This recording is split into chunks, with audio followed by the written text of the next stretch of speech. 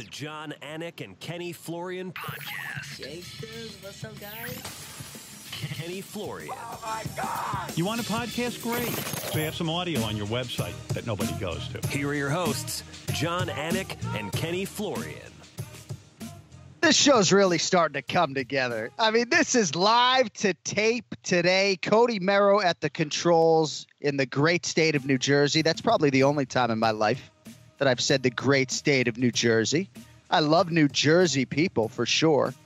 It's episode 262 of the Anik and Florian Podcast. It's Monday, August 10th, 2020 is the year. I got a little extra pep in my step, Ken Flo. It's a pay-per-view week. It's a fight week. Let's fucking go. Don't mess with Boston sports. Anik will get you. Dude, when do you head out to Vegas? Thursday. So we have fighter meetings over Zoom on Wednesday, which buys me an extra 24 hours with the family, for better or for worse if you listened to the show last week. Yeah. But yeah, we head out Thursday, and it's obviously a big one. Our guy DC, your longtime television partner, trying to put a capstone on a mixed martial arts career that will be in the Hall of Fame, but I do not think it ends Saturday night. And I don't say that because of my friendship with him. I just think eventually he's going to get called back to the table. He's going to sign on the dotted line again. But we will build this as a retirement fight, at least on the Cormier side. And I'm very excited to see what he can do with the opportunity.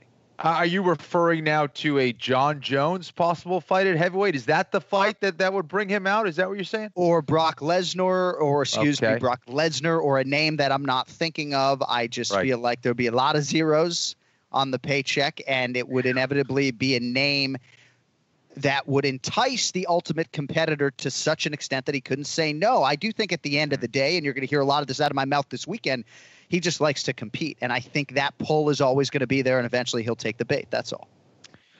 Listen, it's tough for a lot of fighters to just say they're going to retire and stay retired, especially when you're in a position like DC, who has accomplished so much and demands a lot of money. And, the UFC is certainly willing to pay that money that he deserves. And there's a lot of guys that would love to fight DC. So, yeah, it's going to be hard for him to say no to another fight after this, but it doesn't get any bigger than this fight against Stipe Miocic. Miocic, an absolute beast. There's obviously a very strong argument that the winner of this fight will go down as the greatest UFC heavyweight of all time. So a lot on the line, dude. I don't know that there's a point where you could overstate how much is on the line. You said arguably, and I just don't know. And again, who knows? There could be some controversy with this fight, but if you get a clean, clear winner, I don't know that there could be any great argument for another heavyweight out there as the greatest of all time. Certainly for Stipe, with all the title defenses, to add a fourth one here, it would be incredible. I don't know if he has one foot out the door or not. I know he has intimated to us in the past that he has a burning desire to become a full-time firefighter in the state of Ohio. So I don't know how long Stipe is going to be around. I did not intend to lead the show this way, but it doesn't feel final for me on the DC side, even though I do think that there will maybe be a lot of retirement talk leading up to the fight. I just think that he might fight again. But we have a show to recap before we get too much deeper into UFC 252. It was Derrick Lewis's night, Ken Flo, on Saturday at the UFC Apex. He gets the TKO win over Alexei Oleinik 21 seconds into round two. He was tested, I would ask you, to what degree by the submission game of Alexei Oleinik early on, but you had the Black Beast by TKO, and despite some potentially hairy moments, the big man gets it done in a big way.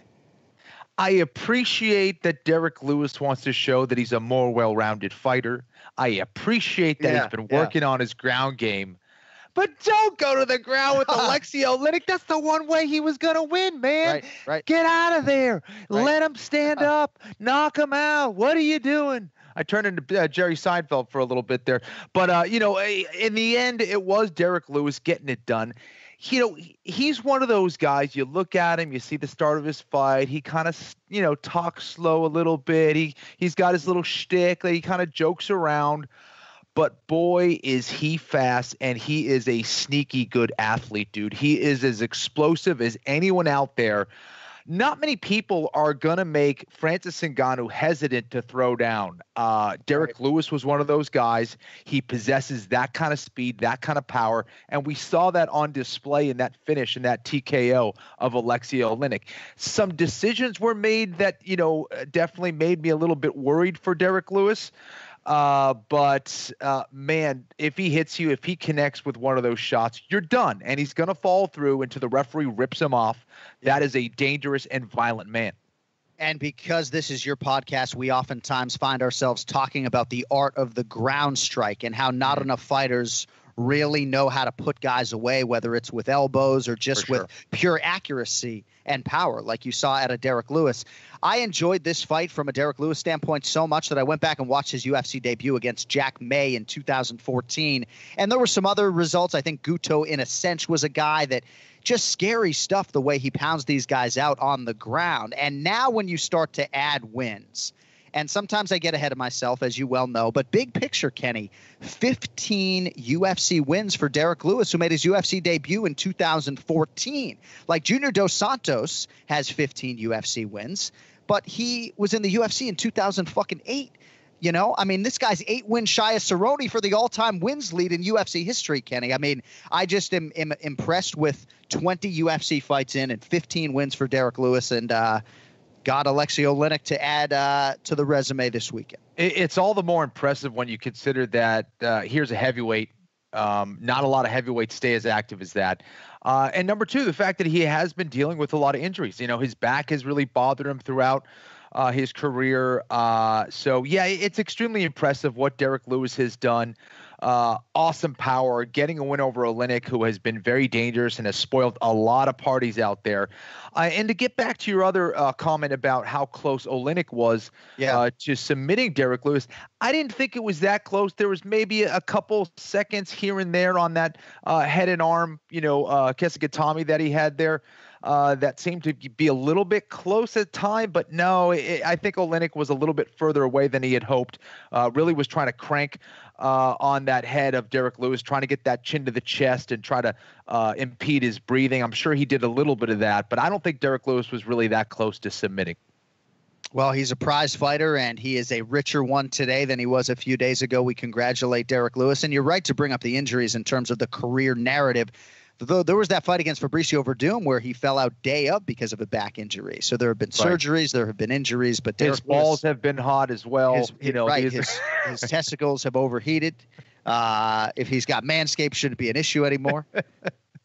All right, so the Black Beast gets it done in the heavyweight main event. That was preceded by the co-main event. It was Chris Weidman over Omari Akhmedov. Pretty clear unanimous decision, 29-27 times 2, and the wayward judge had it 29-28. I did think that was a 10-8 in round 3 for Chris Weidman based upon my interpretation of the language flow.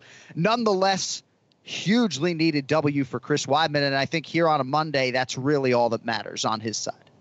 And that's all he wanted. You know, it always makes me a little nervous when I hear a guy who's been around the game for a long time, who has found a lot of success in mixed martial arts, when they say, I need to get a win. That kind of desperation worries me. And, he's got, the weight of the world on his shoulders and all that stuff, trying to provide for his family. And more importantly, prove to himself that he's an elite fighter again. That was a lot of pressure heading into that fight against a very tough Akhmedov. So I was nervous, but you could just sense that it wasn't your normal Chris Weidman in the fact of, maybe he seemed a little bit more off technically than we've seen Chris Weidman when he was certainly at his peak, but he didn't have that same kind of confidence and commitment to what he was trying to do in that fight.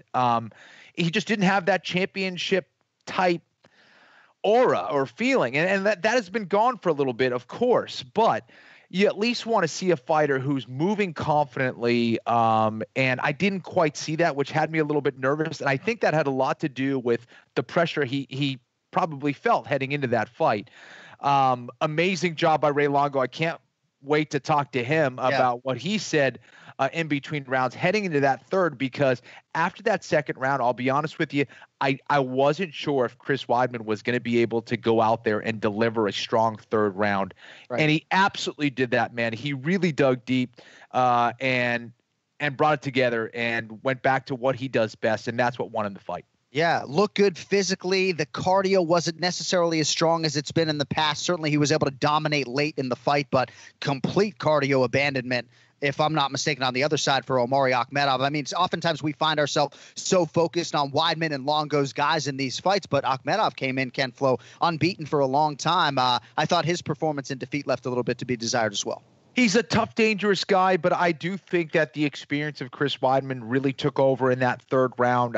I think that not being there and sucking air, heading into a third round, being exhausted, it being a close fight can get the better of a lot of guys, even if you have a lot of experience. And Akhmedov just not being there enough, I think, really affected him against the veteran Chris Weidman. And Chris did a great job of really adapting and pulling it together for that third round. All right, Longo's going to join us shortly, but at least one other performance that I'd like to get your thoughts on.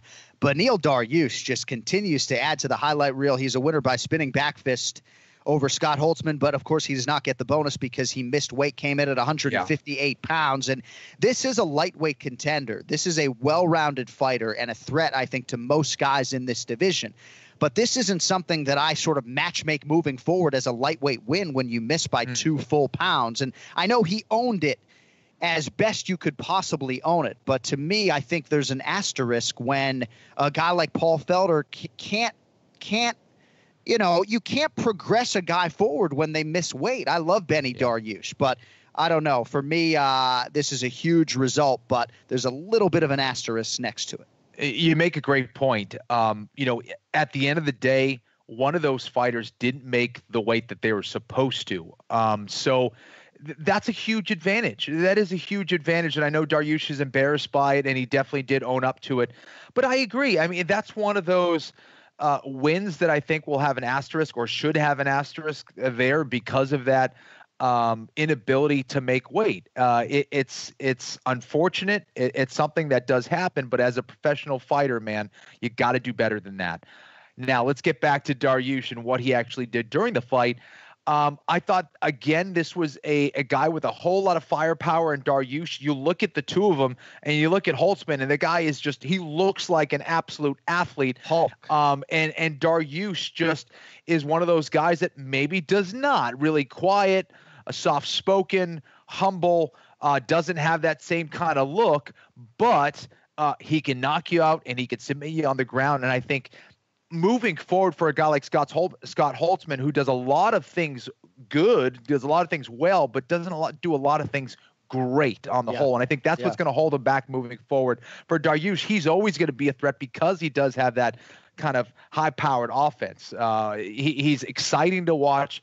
But again, to get back to what you were saying, he's got to make weight. The UFC doesn't like that. Your opponents don't like that. Yeah. But I do think this is going to provide some motivation for Dariush to get it together and make sure he does a better job of dieting and getting his weight in order.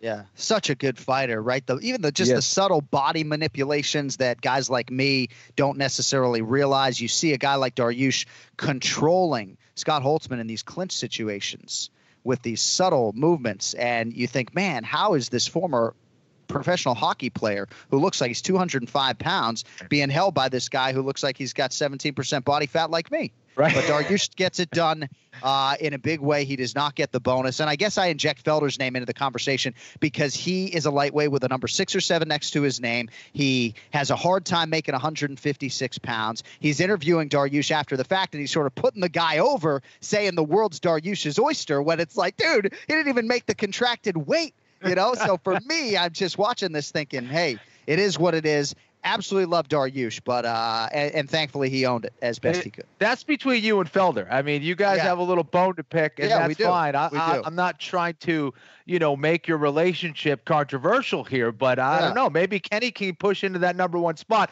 Paul, you just sort it out with Anik, will you? Thank you. Yeah. I got to take that up with him. All right, congrats to Darren Stewart, Yana Kunitskaya, Timmy Means Business, Kevin Holland, Nasrat Hakparas. A lot of big winners over the weekend at UFC Fight Night. Lewis versus Oleinik.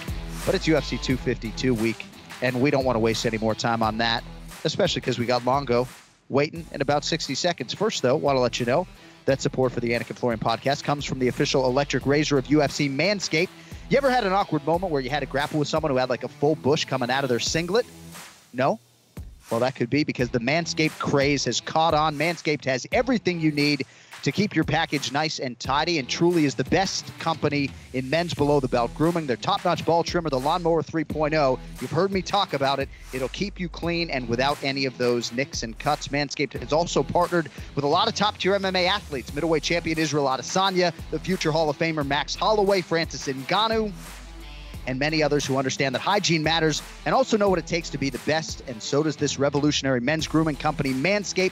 They just redesigned this Lawnmower 3.0, a great ceramic blade with which accidents become a thing of the past. And beyond that, for our listeners and viewers out there who happen to be men, we told you last week, we'll tell you this week, you don't want to use the same trimmer on your face as you're using down there. And we want to help you get there. So to get 20% off with free shipping, go to manscaped.com right now. Use the promo code AF. That's promo code AF, one word, for 20% off and free shipping at manscaped.com. All right, Ray Longo's in Las Vegas. He is celebrating a W. Hopefully they have slowed the vodka pour. Let's get to Raymond Peter Longo. It's now time for the Ray Longo Minute. I want you to punch a hole in his fucking chest. That's what I want. The Ray Longo Minute. Starring Ray Longo. The John Anik and Kenny Florian podcast. Nothing quite like a Ray Longo Minute after one of his high-profile UFC fighters gets a win, and that is our reality on this Monday as we welcome in live from Las Vegas, and looking like you belong in Las Vegas today, I might add, is the great Ray Longo. It's nice to see you. Congrats on a win, my man. How you doing? Oh, man, thanks. I mean, the only thing I'm upset about, John, I forgot my fucking mustaches. Yeah, dude, I'm so upset. I thought I put them in the suitcase. I have no mustaches for the show. Well, you know I have a solution. What is that? To actually grow one? I think it would complete your whole look. You'll never leave it at home, and I think it would have led to a finish by Weidman. Weidman would have got that's right, or something if you had a mustache on. Exactly, yeah. So I know how high. high. I can get.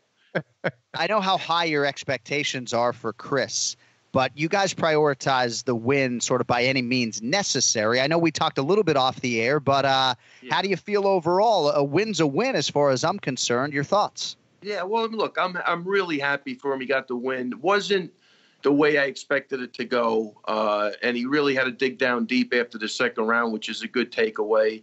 And I think moving forward, you're going to see him really rely on his wrestling, go back to his roots, because I think he's so strong there when he's on. So he'll make some adjustments there. But he did say the floor was slippery, so he was struggling with his footwork and his footing in the octagon. And I think that had something to do with it. But, all in all, I think, look, he was under a lot of pressure. He needed a W. I mean, before the fight, it was like, look, we're going back to what got you here. I want you to try to blend the stand-up in with the wrestling as best you can. But let's go to where you're strong. And, we knew even if he didn't get him down, the other guy would have to gas out also, because that's a lot of pressure defending against that guy, especially when he's relentless. So, I was happy for a bunch of things. And, again, I think the pressure that was on him, he is human. He needed that W. We actually even went through it like, forget entertaining anybody, because sometimes that's where you go. You want to do the right thing. Everybody likes an a knockout. Fuck that, man. Get the W. It's one fight at a time. If you're going to do this, get serious. And it's really one fight at a time. I wouldn't even talk about titles, anything. Just give me, I want to grow. If I'm going to do it again, let's just go one fight at a time. And again, I'll let you talk. But again, like in the gym, I don't see anything like, what goes on in the octagon. He's still crushing people in the gym. Yeah. He's still super talented. And I'm hoping that the W really gives him the confidence to, move forward in a positive manner. So in terms of the offensive wrestling, is that what you're referencing? Just the speed and the aggression and the talent, you see it in droves in the gym and not necessarily translating on fight night like it used to? Well, look, he is getting older, and he was healthy, so that was a good thing. But if you go back and look at a highlight reel of his takedowns, the kid is fucking phenomenal. He really is. So, I'm saying it's probably a mental thing. And, again, there was a lot of pressure. And, in fighting, you can't hesitate an eighth of a second. Right. You're either roll in or roll out. You know what I mean? So, Sometimes if, mentally, if you're uncertain and, he was the champ, now he's building up. He had a lot of, couple of losses.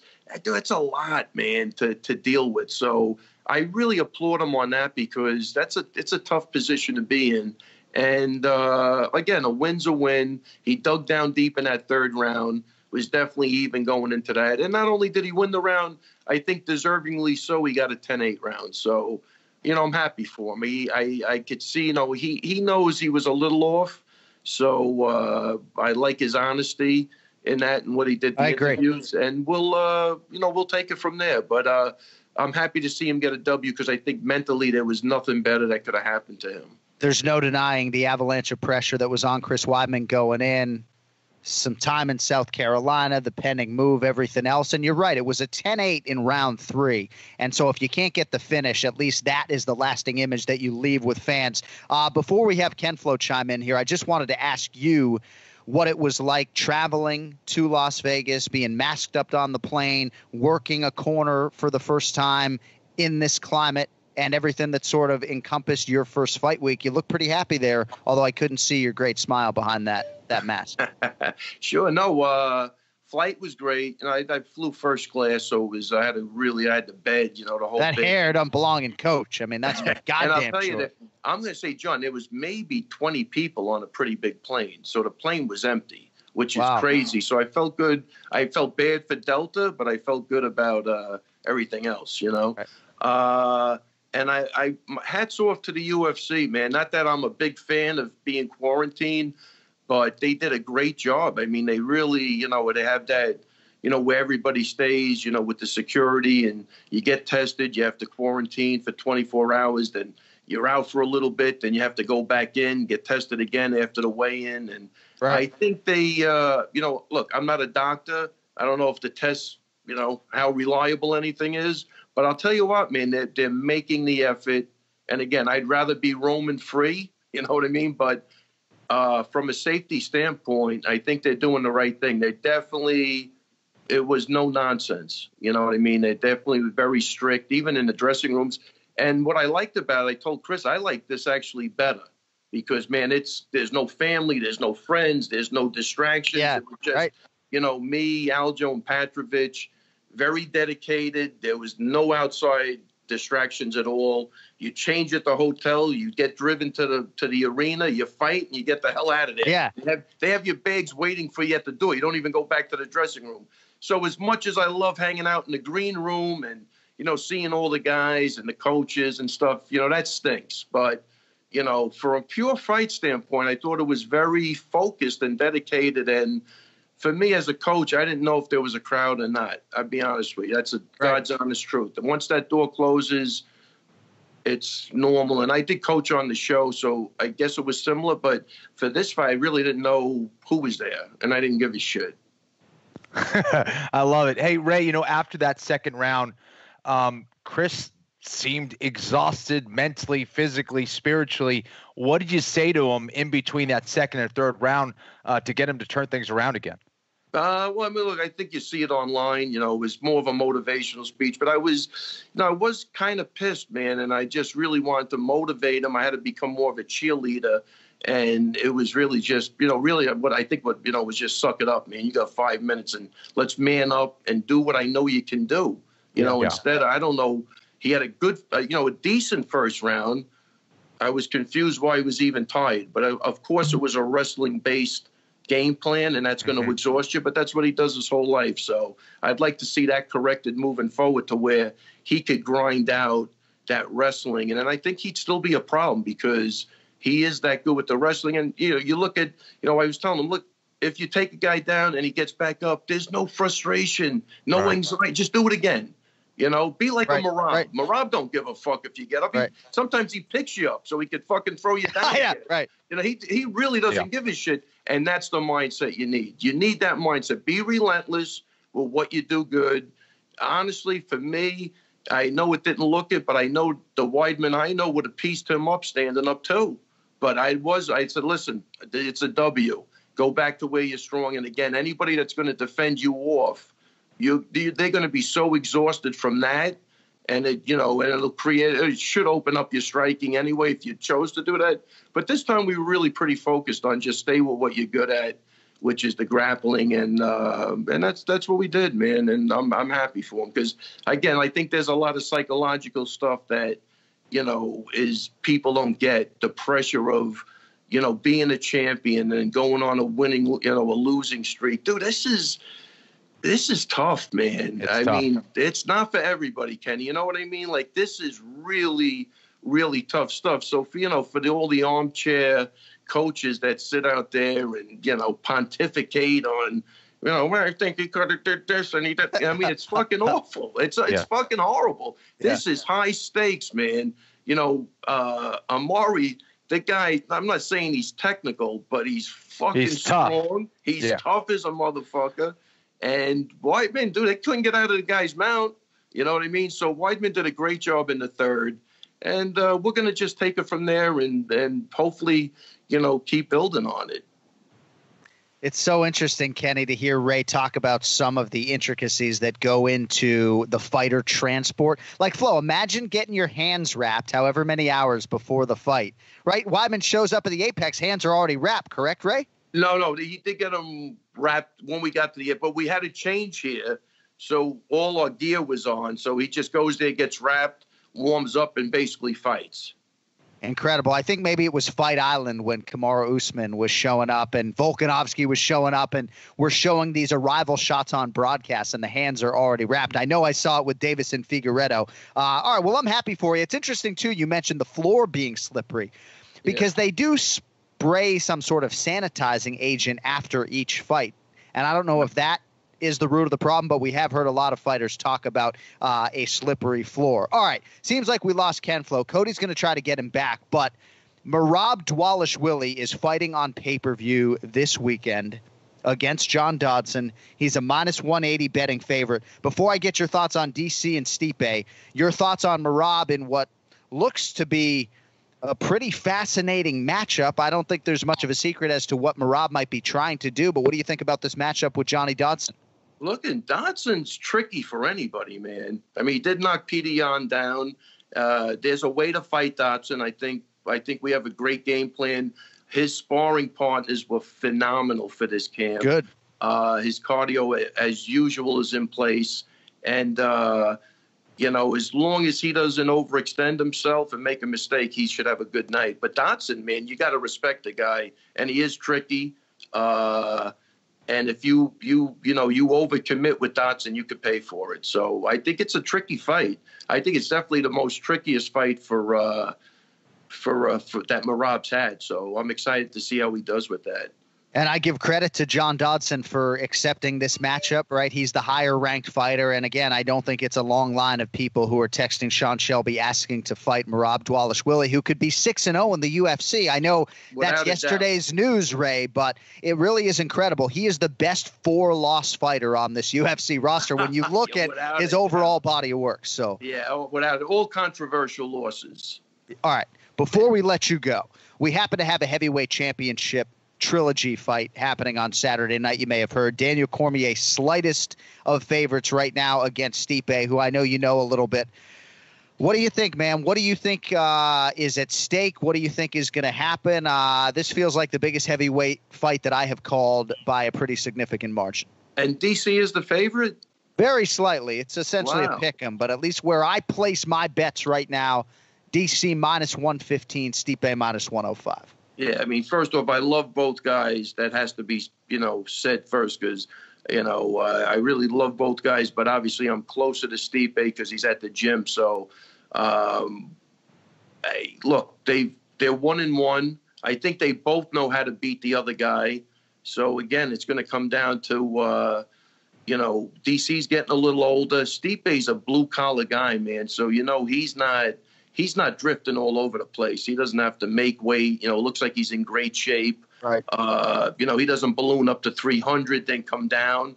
The guy's still working. He's that kind of guy. And he had success with the body shots.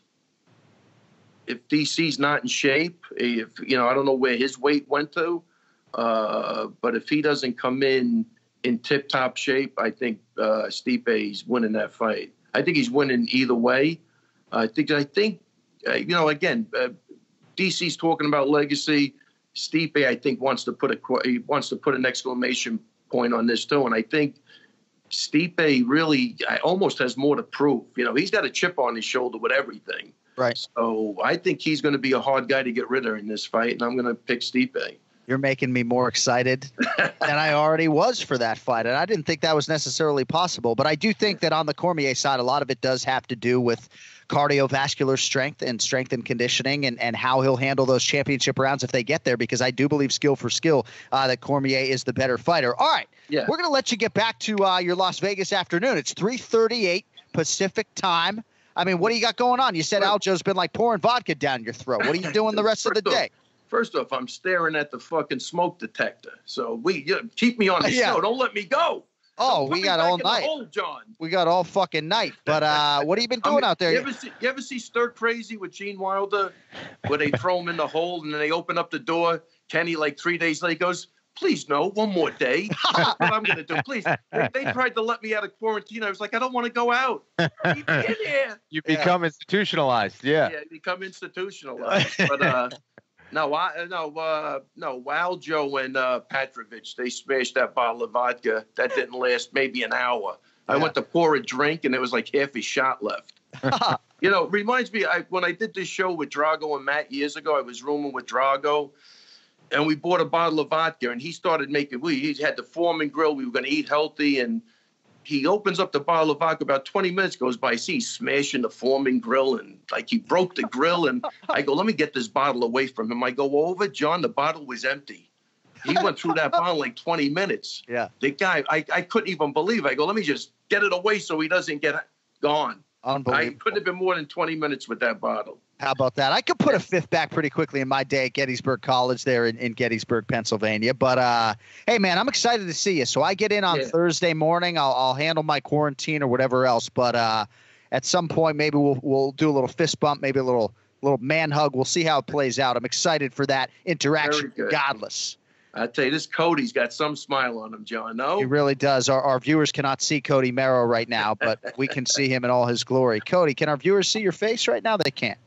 Well, they might have to because we keep losing flow. I mean, I'm a younger, attractive-looking man like Flo. So, is it possible he's got bluer eyes than me? This guy? Are those contact lenses? Oh no, these are real, baby. Are you cheating? Are you cheating right now? No, definitely not. This guy's got some eyes. They get tinted sometimes. They get tinted, but they're always blue. All right, well, we'll have to continue the Cody Merrow, Ray Longo bromance another time. But hey, man, I'm happy you got that W because in staying out in Las Vegas wouldn't have been the funnest of few days for you, if I'm being candid, leading into the Rob fight. That's a really good point. And I take that shit really I know you do. to heart, So yeah, it was a feel good moment. And I just like to see this kid build on it. And again, I think we came up with a couple of good things, and I like the way everything was handled. So, onward and upward. I got something for you on the way out. My New England Cartel hat is tipped to you in honor of the W. Cody, what was that, bro? So we keep challenging Ray every week, and he's got to add to his kit all the time. Last fight, Merab had 13 takedowns, over under 12 takedowns for the fight this weekend. Oh, man. I think Dotson's a hard guy to hold down. So hard guy to take down, too. Yeah, hard guy to take down. So I'm going to have to go under, but if he could fend this guy off 20 times in a row, he's going to be gassed all season. But, I mean, he's getting older, too. So we'll see how his gas tank holds up, because the other guy, like, again, I said it last week, a 3-round fight is a disservice to this guy. He needs 5 to 20. Right. All right, well, go get your fucking mask, put in a Grubhub order, and we'll see you in a few days. Take it easy, guys. There he is. Take care.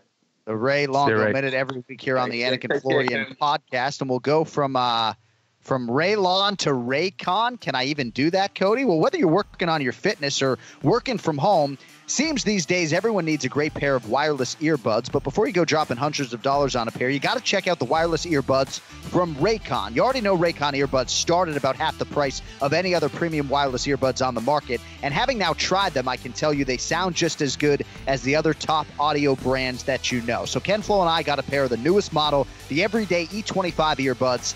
These are the best ones yet. You get 6 hours of playtime, easy Bluetooth pairing. The bass is outstanding, and there's also now a more compact design that gives you a nice noise-isolating fit, perfect for conference calls or podcasts. They're also discreet, no wires or stems or anything like that. So for video calls, they really are quite good. And I did a radio hit in my Raycons the other day, and it sounded perfect. So we'd encourage you to at least go online, and I bet you'll be picking up a pair to see what the hype is all about. Celebs like Mike Tyson, J.R. Smith, all on board. And now is the time for you to get the latest and greatest from Raycon. Get 15% off your order at buyraycon.com/AnikFlorian. That's buyraycon.com/AnikFlorian for 15% off Raycon wireless earbuds. Buyraycon.com/AnikFlorian.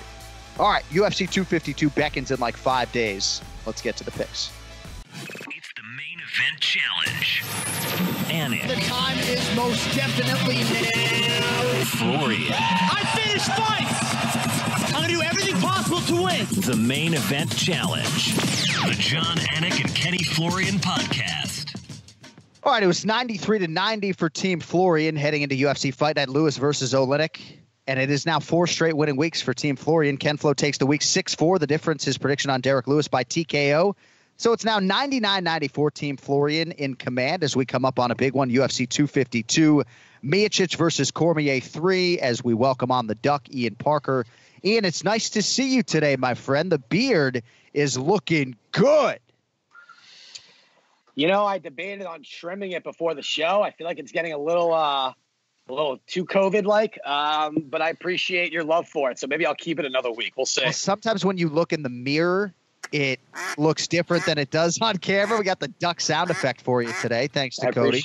Appreciate that. That'll be here throughout the rest of the history of the show. As long as you hold down this slot, I mean, we can joke about the 4 straight losing weeks off the top, but let's get a little bit serious, right? Listen, round 1 with Alexei Oleinik looked like I had it for a second. Looked pretty good. But according to Derrick Lewis, that British Bulldog choke just wasn't going to finish the fight. Yeah, look, I took a shot with Oleinik. Round 1 kind of went how I thought it would go if it got to the ground. I actually wanted to ask Kenny here. I thought what Oleinik did was very bizarre with all the time he had on the ground to go for a choke that you have to put all your strength into to get it done. He could have done – he could have teabagged Derrick Lewis and choked him out that way if he wanted to. All right? Instead, well, it's funny. You make a great point because you're like, dude, he'll let someone mount him to get an Ezekiel, but he won't get the mount to use an Ezekiel. You're like – I don't, but hey, Oleinik has his, here's a guy who's got 48 submissions. So what the hell do I know? I don't have that many submissions, but still, Derrick Lewis was like kind of trying to help you out in that first round, it seemed. I mean, look, I had 51 submissions, but it's fine. I just feel like you're in a position against a guy who I didn't know was the best blue belt in Texas, apparently, that Derrick Lewis claims that he is, which is awesome. But come on, man, you're inside mounting the guy. You're one of the best jiu-jitsu guys in MMA right now.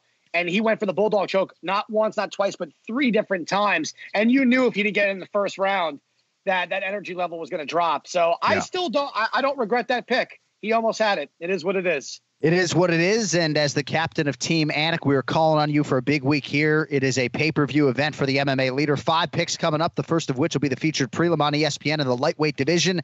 Fight that came together quickly. It is a pick'em. Minus 110 on both sides. Jim Miller and Vince from Hell Pichel. Ian Parker, who do you have?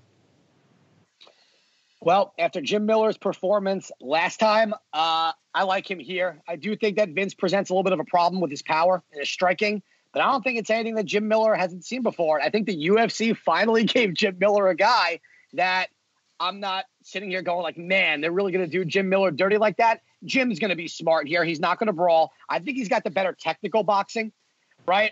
Jiu-jitsu, like night and day, though. This fight's going to get to the ground. Jim Miller's going to get this one by submission. I think Vince is a very tough guy, has shown his stuff throughout his career. I just think this is a very, very winnable fight and an obvious path to victory for Jim Miller. and I'm not going to screw that one up again. I was very harsh on him last time against Roosevelt Roberts. Not making that mistake again. Give me Jim Miller on this one. All right, Ian likes Jim Miller, and Lyme disease has nothing on Jim Miller, Ken Flo. 5th fight in 17 months now for Mr. Miller, 3rd of 2020. You heard Ian reference the big win. It was a quick one over Rosie Roberts. On the other side, you have Vince Pichel, who has won 5 of 6. He's coming off a win over Roberts as well, but that was all the way back in June of 2019. If my research is accurate, Pichel had hip surgery, and that forced him out of a November matchup with Alexander Yakovlev, the rapper/fighter. So, Ken Flo, here we go. Tough lives, Vince Pichel, returning from another extended layoff here against the consummate veteran Jim Miller. How do you handicap Pichel's chances here? You know, to keep things sweet and short, I think for Pichel, he's the guy with less miles. Jim Miller is a guy with a tremendous amount of experience, obviously. I do think he's a little bit better of a submission artist. I think he's very good in the clinch as well. They kind of have similar styles. I just think Jim Miller has a better arsenal of submissions. And for that reason, I'm going to go with Jim Miller here. I do think it's going to be a tough fight. I wouldn't be surprised if this is a 3rd-round decision for Miller. Yeah. But let's go with the veteran Jim Miller. All right, couple guys there liking Jim Miller in that -110 range. Now we get to the bantamweight division. You got Team Sarah Longo's Merab Dvalishvili, -180, the favorite. Taking on the roster staple John Dodson, who comes back at +160. So Merab's won 4 in a row since that 0-2 start to his UFC career. Dodson on the other side, Ian, he's fought 16 times in the UFC, twice against DJ for the flyweight title. He's now almost 36 and trying to make a run at 135 pounds. Your thoughts on Dodson here as the dog against Merab? I'm a little surprised the odds are where they are because of Dodson's win over Wood a few months back. This is an interesting fight. This is exactly the type of guy that Merab needs to fight right now. And we really need to see, listen, we know Merab is a takedown machine and a cardio machine. Dodson's very sneaky. He's one of those guys in the division that has extremely powerful hands, and we've seen it. His takedown defense, I think, has actually gotten worse over the years. He relies on his tricks to kind of get out of that. He doesn't sprawl like he used to. He tries to jump out of the way. Merab is going to be the stronger guy. I think cardio does win this fight. I just hope Merab doesn't get too comfortable swinging for the fences to get into that double leg. I think he's got to keep his hands up because Dodson has the power. I thought this fight was going to be more like a -125 for Merab just based on the level of competition that both guys fought. That's not a knock on Merab. Listen, I think Merab is a future champ. There's not too many guys with the cardio, with the takedowns. Listen, shooting in on a guy and consistently taking guys down like that, Kenny will tell you, the energy that you use is everything. It's insane. It could drain you. He doesn't show it. I think this is his time to really shine. Dodson, I hate to call him a gatekeeper, but in this type of fight, it's what it looks like. I'm going to go Merab here. Dodson, it could be a sneaky play, but I'm going to still go with Merab. Ken Flo, Dodson, Dvalishvili. You got number 15 favored to beat number 12. Who do you have? I know exactly what Ian's talking about. Listen, I think John Dodson could be an interesting underdog bet. I do think he's faced a lot of very tough competition. He gets most of his wrestling defense done with his footwork and his range distance. And I don't think we're going to see one of those performances, I don't think anyway, from Merab where he's hitting, over 10 takedowns in this fight. If he does, man, that's going to be one tough guy to stop. I don't think that's the way it's going to play out, though. I think he's going to have to pick and choose how he gets his takedowns and then what he does after that. Controlling Dodson is no easy task, and he's got to be patient. So I like Merab in this one as well. I do think it's going to be a very close decision on this one as well. Let's go with Merab for the win. All right, Merab Dvalishvili about -180 here on a Monday during fight week. Now we get to a featured bout in the heavyweight division. Couple of American top team stablemates here, and we will have Ken Flo lead the picks. Jairzinho Rozenstruik -155, Junior Dos Santos +135. So Rozenstruik called for that fight with Francis Ngannou, got it, and it went for him the way it's gone for most against Ngannou of late. He lost in 20 seconds, thereby falls from the ranks of the unbeaten. But Kenny doesn't fall that far because he's getting a huge fight here against the former champ JDS, Biggie Boy favorite. Ken Flo, who do you have? I like Jairzinho Rozenstruik in this one. I think he's a guy with a lot less miles. I think he's going to be a little bit faster. I love that counter left hook that he throws, and it's a great shot to throw against someone like a Junior Dos Santos who sometimes throws himself off balance with that overhand. And Dos Santos can certainly get the knockout here as well. He still has that power, still has that speed, especially early in the fight. But I do think Rozenstruik will get a finish, probably either in the end of the second, early third. All right, Ken Flo likes Jairzinho Rozenstruik. And on the other side, you have Junior Dos Santos, 36 years old, has lost his last two, but of course to elite competition. Francis Ngannou, Curtis Razor Blades, both by TKO. Hate to read too much into social media, but no denying the shape that Sagano's in. The mustache looks outstanding. Your thoughts on Junior Dos Santos, and do you see any value in him as a slight dog here against Biggie Boy? I love Junior Dos Santos, one of the nicest guys I think I've ever met in this sport, but I just don't see this going very well for him. And then look, he's at a point in his career where when he loses really bad. And in the heavyweight division, I don't know how much more of that he can take. And unless he utilizes his jiu-jitsu game, which he does have, getting in a kickboxing fight with MMA gloves against a guy in Rozenstruik is not a good idea. Listen, Rozenstruik did call for that Francis fight. And if you go back and watch, Francis just sprinted at him, throwing really wild hooks. And if one of those connects, you go to the shadow realm, as Kenny likes to put it. And he did. Junior I don't think he has that same ambush, power-wise, it's heavyweights. They all possess that. I just don't see his striking really being much of a threat right now. Rozenstruik is the better fighter striking-wise, this fight, unless it goes to the ground. But I don't even want to ramble on about this. I'm scared for Junior Dos Santos. I'll be honest. I think Rozenstruik knocks him out. I just hope it's not too bad. All right, co-main event at bantamweight. Couple of title hopefuls here. Sean O'Malley, the Sugar Show, the minus 325 favorite here against Marlon Chito Vera, who is a whopping plus 265 underdog. I'm not sure, Ian, that people quite understand just how good both of these guys are in terms of all of their different mixed martial arts skills. Who do you have in the co-main event, and how do they get it done? Oh, I've been dying to talk about this fight since it got booked. Is this the Edmund Shabazian type of situation we're looking at here? Who have we seen Sugar Sean fight that really shows us who he is as a fighter? Listen, Eddie Wineland getting knocked out that quick, that doesn't show me who Sugar Sean is. We talk about going through adversity, being put on your back, having your legs kicked out. The level, I don't blame him for the level of competition he's fought. He said it in his interview with you guys. He's taking it slow. He wants to be built up. Now, all of a sudden, we're hitting the gas a little bit. I thought Chito Vera beat Song Yadong. I didn't just say that because I like Yadong's name, although it is awesome. No, I thought he clearly won that fight. Chito Vera, if he's going to get this win here, he has to stop being so hesitant in that first round, something Kenny and I have continuously spoken about with him. That's his biggest problem. Otherwise, he is a very well-rounded guy. He's awesome. He possesses the power. The striking's there. He's got a great ground game.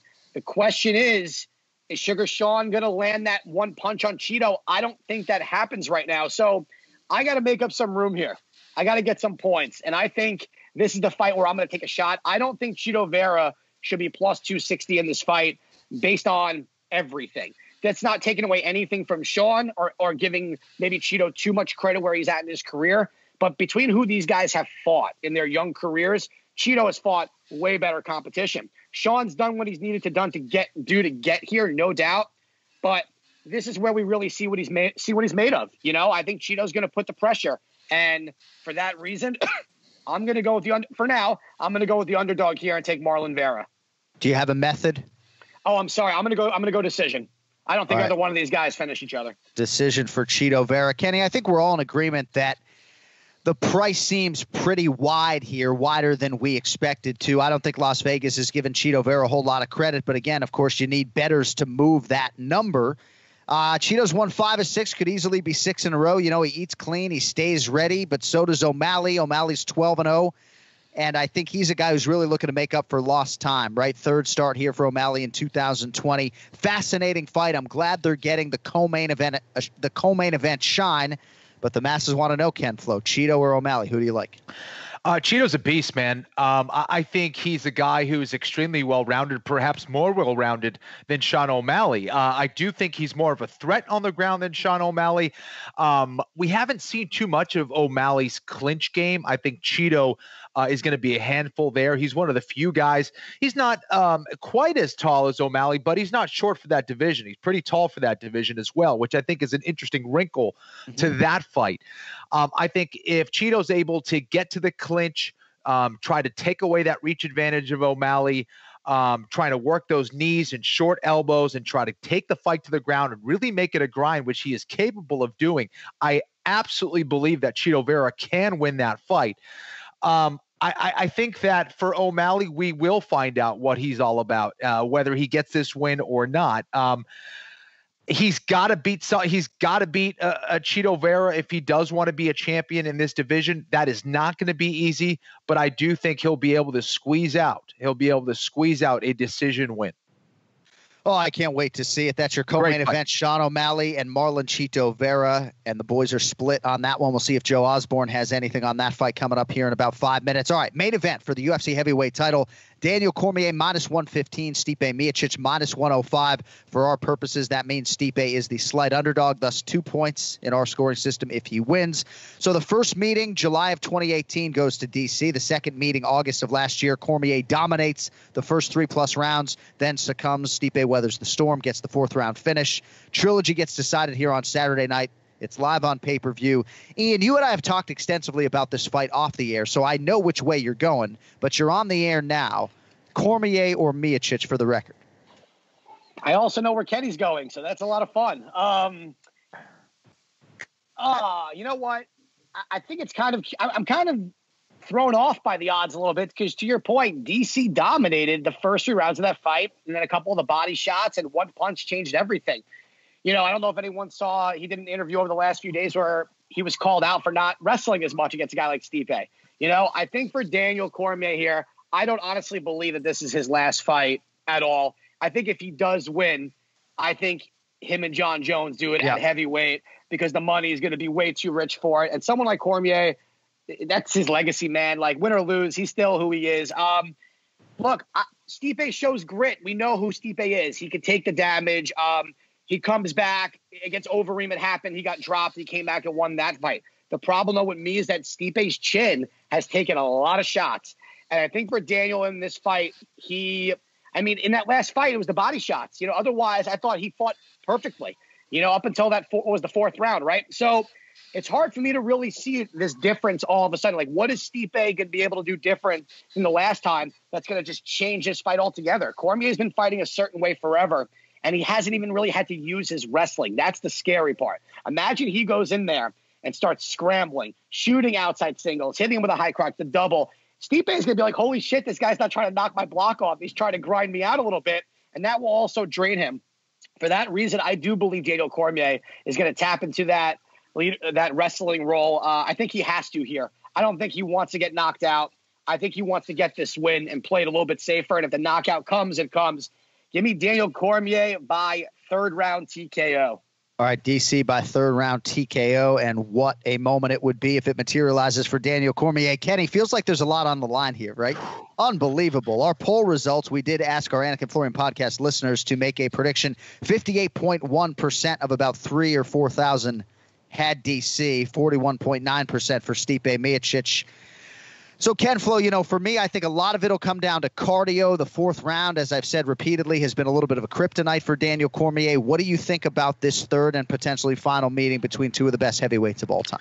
Oh, boy. You know, I get way more nervous for when my friends fight than when I fought, So I'm really nervous for DC. I think that Stipe is quite the challenge. I think that his footwork in particular presents a problem for Daniel, who tends to kind of creep in and try to make the octagon, tries to make the octagon as small as possible. The octagon will be a little bit smaller, literally. So I think that does play to his advantage. Stipe's not going to be able to move around as much as he normally does. And I think for a guy who has been fighting on pay-per-view main events for the, latter part of his career, that is going to be an adjustment. Particularly for Stipe. He's going to have to be cleaner and more precise with where he goes, where he moves with his body, how he positions himself up against the fence. And I think for DC, that's a huge advantage. That it really is a huge advantage. I think that Stipe has certainly been in a lot of wars, but DC's been doing athletics for a very long time. His body, has a lot of miles on it from all the sports that he's been playing over the years. And, I think in regards to fight time and what's going on with the body, I think they're about even. I think that Stipe is probably the sharper striker as far as you take your traditional striking, but the way that DC mixes it up, I think gives him the advantage. DC, if he's able to get to the clinch, should be able to take that fight to the mat. I still don't think it's going to be easy. Stipe's very good at scrambling to his feet. I think DC's got to make some adjustments in this fight. If he's able to do it, I think he can get the win. I do think it's going to be an absolute war. I think it's going to be a big-time chess match. I will go with Daniel Cormier by decision. Wow. Is this fight getting the Florian Fight Forms treatment, Ken Flo, or what? It sure is. It's all done. It's all done. Oh, it's wow. in the vault. It's in the vault, and our guy Cody will be editing that shortly. All right, so Ken Flo has done the shoot, further breaking down DC and Stipe, and that will be on the Anik and Florian podcast YouTube channel later this week. All right, on social media, you can find Ian at Ian Parker MMA. The Duck, the man, we'll talk to you next week, buddy. Thank you, sir. Thank you. And Kenny, nice Grateful Dead shirt, bro. I love it. There you go. See that? Boom. That's good. We got the Grateful Dead. And he picked Sean O'Malley wearing a Grateful Dead shirt. What a fucking, there you go. Perfect. By the way, that was the first F-bomb of the whole show for me. All right, love you guys. That's good. Later. Cleaning it up. All right. Cleaning it up. Ian man. Parker with us for the main event challenge, and he will be back with us next Sunday night. Now, though, let's get to the pick to click. Time now for the pick to click. The pick to click. All I have to do is bet on the winner, and I'll never lose. The John Anik and Kenny Florian podcast. All right, the pick to click for UFC 252 is brought to you by OddsShark.com. OddsShark is your source for the latest odds from leading authorities, expert editorial content, and detailed matchup picks with expert in-depth analysis for each game. Their free statistics, numbers, and trends will help you make the sharp picks on game day. Head over to OddsShark and start playing like a shark today. And the sports world must be back in business if we're talking to this guy. Now joining us, sports betting analyst for OddsShark.com, Joe Osborne is with us. Joel, it's great to see you. So yesterday, on a Sunday, I had action, hockey, basketball, baseball, NASCAR, and golf. Here we go. It wasn't a particularly good day, but how are you navigating this re-entry into what is our normalcy, on any given normal time? Well, a much different change of pace, isn't it, right? Like we went 5 months where I'm, the betting business never ends, but I'm doing, Korean baseball, NASCAR, competitive eating on the 4th of July, of course. And of course, we had the UFCs every weekend to get us by, thankfully. But now, Monday afternoon NBA games are here, a full slate of Major League Baseball. So it's great. But let me say, it's a little bit trickier, the handicap, especially this Major League Baseball. You have some teams. The majority of teams have double-digit games under their belt so far this season. Then you have teams like the St. Louis Cardinals have only played, I think, 5 games. They're still on the shelf. Your team, John, the Miami Marlins, the second most profitable team in baseball right now. Who would have predicted that after a week off? So it's a little bit tricky to navigate right now. But, man, it's an absolute blast. I love it. Marlins with that COVID-19 rifling through those veins, just killing guys when they get a chance to play. But you're right. It is hard with baseball. The 7-inning double headers. I don't love betting. I mean, I do a lot of first 5-inning bets, but these 7-inning games, I haven't hit a 7-inning game yet. So we'll try to turn that around. But we got a big weekend, obviously, coming up here, Joe. UFC 252. We got the third meeting between Stipe and DC. So Cormier a slight favorite right now, at least where I'm looking. What can you tell us as to where you might be leaning in what looks like a very competitive and potentially epic main event? So originally I was leaning Stipe in this one. I don't like the idea of a guy coming into a fight with one foot at the door towards retirement. But then I looked at this a little bit closer, and I think DC's situation, it's a little bit different. It's not like he's coming into this fight on some type of losing streak, or he hasn't regressed in any way, really. He is coming off a loss, but, he's saying all the right stuff coming into this fight. He does want to preserve that legacy. He wants to build on it, become the 2-time heavyweight champion. So I would throw that narrative out the window about, DC maybe being distracted about an impending retirement. If someone's using that as a reason to pick against him, I wouldn't. If he does lose the fight, I don't think it's going to be because of any type of distraction. So I do like DC. It's not my favorite bet on the card. You know, this fight, it's not quite a coin flip, but I would pick DC. I would lean him 60% right now. Yeah. And the reason is it's nothing groundbreaking. I'm sure other people have done this too. I took their 2 previous fights and you put them together. You know, they've shared the octagon for 5 rounds together. I would give DC 4 of those rounds. Some people might disagree and say Stipe won the 3rd round in the second fight, but I would give DC 4 of the 5 rounds. And he's also outlanded him by 59 significant strikes in those 2 fights. That's a pretty big deal in the heavyweight division in the small cage too. So of course we know what happened in the second fight, right? The script was flipped very quickly as soon as Stipe started going to the body a little bit. And, you know, I don't have to tell you this, John. DC's a smart guy, you know, fighter IQ. He's probably one of the tops in the sport. So I think he can learn from that and come into this one with a little bit better of a defensive game plan. You know, he's a little bit loose with his striking towards the end of the second fight. That's a little bit. So I think we could see him mix in some kicks. The ones that he did land in that fight, you know, they look like they hurt. And, you know, if this is his last fight, maybe he goes back to his roots a little bit and gets into the grappling. I do think he has a nice edge there, grappling. So I would have to go, I like DC in this one. If he could wrestle in training, and I'm not even sure in our fighter meeting on Wednesday if he's going to give me the honest answer as to how much he's been able to wrestle, but all indications were he couldn't wrestle much at all in training leading up to that Stipe rematch. So if he could do it in training, perhaps he'll lean that way on fight night. Anything else at UFC 252 that piques your interest? About a 10-fight card right now. What do you think? Yeah, there's 2 other spots that I like on this one quite a bit, and similar reasoning behind both of them. So big heavyweight fight, Jairzinho Rozenstruik at JDS. The over-under for this one, over-under 1.5 rounds. You can get the under at -115. I think this is my favorite bet on the card, guys. So take a look at Rozenstruik's career. 11 career fights, 9 of them were finished before the round and a half mark. And, you know, he's not exactly going up against a very aggressive grappler in JDS. I think he can count the amount of takedowns he has in the octagon on one hand, maybe. So not a real grappling threat from either guy. So I don't think that's going to chew up a lot of time.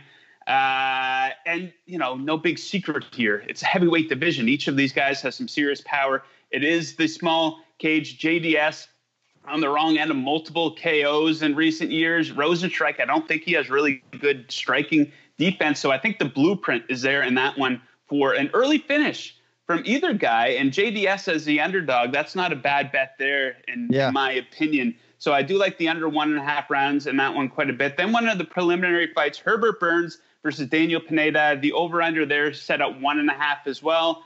I like the under, -120. Similar reasoning. You know, you take a look at Burns. 8 career first-round victories in 13 total fights, including 4 straight wins in the first round. Then you take a look at Daniel Pineda. Not exactly a household name. He is a veteran of the UFC, though, as you guys probably know. He fought in the UFC from 2012, 2014, 7 total fights. He's had 5 straight fights end in the first round. But check this out. 39 career fights, 23 of those have ended in the first round. He's only gone to decision 5 times in 39 career fights. Burns, what we've seen from him, small sample size, but very aggressive with his grappling. 2 fights in the octagon, 12 takedowns. And both of those fights he won in the first round. So I think the blueprint is there as well. And, you know, a lot of people don't like trends. Like, you know, if you apply these trends to a Major League Baseball game, hey, this guy's gone under in 7 straight, or they've gone under in 7 straight games. Those don't always pan out. But I find with the UFC, you know, these trends says a lot about the style of the fighters. And the 2 fights that I just pointed out, I don't think either of those 4 fighters is coming into this to win a fight on points. All 4 of those guys are going to be going for a finish on Saturday night. So I like those bets quite a bit. That's some good research on Pineda Burns. I think you might be onto something there. And you look pretty good with your over 1.5 rounds on Derrick Lewis and Alexei Oleinik, right? You go to a second round, you have to feel pretty good sitting on that ticket, right? Yeah, Oleinik, I think he got a little complacent there with the stand-up, and all Derrick Lewis needed was a split second to land that punch. Then he got on top of him, and Derrick Lewis trying to reinvent himself a little bit there in the heavyweight division, a more sleek version of Derrick Lewis with a little bit better cardio. So yeah, that one hurt. I didn't sleep as well as I would have liked to on Saturday night. That happened. So, you get the bad beats, but the UFC has been good to me throughout the coronavirus pandemic here. So let's hope we can keep it going here Saturday night. Let's keep it going on Twitter. He is at JTFOZ, and we've been tracking your every move. I know it's a difficult navigation for all the pro cappers out there, but Joe Osborne, sports analyst, more content from him at OddsShark.com. Great stuff as always, brother. Enjoy the pay-per-view. We will talk to you before UFC 253 in September.